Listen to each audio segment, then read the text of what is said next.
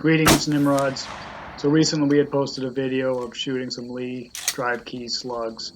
The particular load was 1,800 feet per second, a little more than that.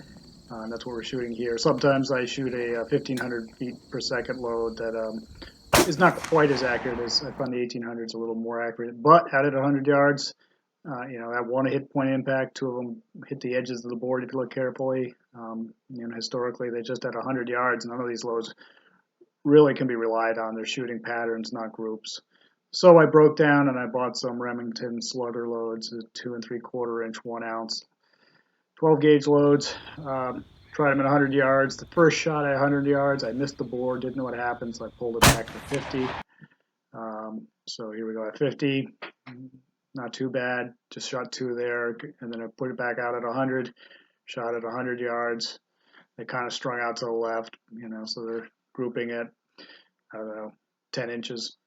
And then, so that one there is a 1,500 feet per second Lee drive key load, and I fired 3, and the other 2, God only knows where they went. They didn't hit the board, that's for sure. And I can't figure it out because those loads, at 50 yards and under, they're not bad. I mean, they're fairly consistent.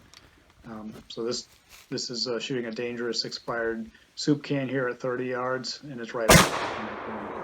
And then putting 2 more on the target, and they're right on. So at 30 yards, it's really consistent. At 50 yards, it's pretty darn consistent. So there you go. Happy hunting, Nimrods.